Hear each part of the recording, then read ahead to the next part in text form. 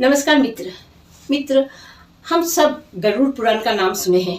आप लोग भी सब गरुड़ पुराण का नाम जरूर सुने होंगे। हम लोगों का 18 पुराण है, जिसमें गरुड़ पुराण भी एक श्रेष्ठ पुराण है। गरुड़ पुराण में जितना भी कथा लिखा हुआ है, वो सब कथा मृत्यु से संबंधित कथा लिखी जाती है।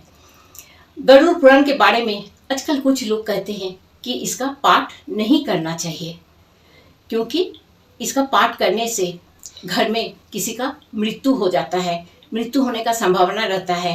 लोगों का मन में ये एक ठो भ्रम हो गया है। ऐसा भी लोग कहते हैं कि गरुड़ पुराण को घर में नहीं रखना चाहिए, उसका पाठ भी नहीं करना चाहिए, उसको घर में भी नहीं रखना चाहिए, क्योंकि मृत्यु का बाद जब अंतिम संस्कार किया जाता है, उस समय गरुड़ पुराण में से मृत्यु को संबंधित बातें कुछ सुनाया जाता है। इसलिए मृत्यु को ये पुराण अगर हम लोग घर में रखते हैं या पढ़ते हैं तो मृत्यु को आकर्षित करते हैं। लोगों का मन में ये धारणा है कि इसे पाठ करने से या गरुड़ पुराण को घर में रखने से घर में किसी व्यक्ति का मृत्यु हो जाएगा, इसीलिए इसे ना ही पाठ करना चाहिए, ना ही घर में रखना चाहिए।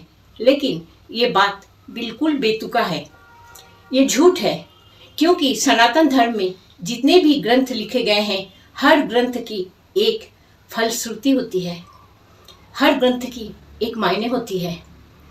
इस ग्रंथ की से हम लोगों का क्या फायदा होगा, ये ग्रंथ को कब और कैसे हम लोगों को पढ़ना चाहिए, जब हम गरुड़ पुराण को देखते हैं या पढ़ते हैं तब इसकी हम लोगों को क्या फलश्रुति मिलती है, व्यक्ति को इसे कैसे पाठ करना चाहिए।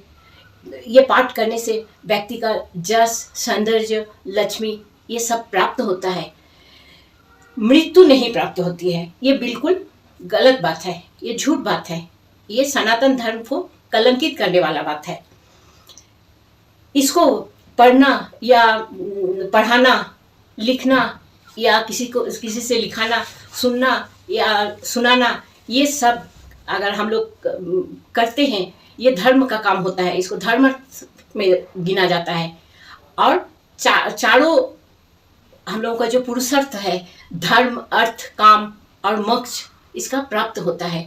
सभी 18 पुराणों में से ये एक श्रेष्ठ पुराण माना जाता है।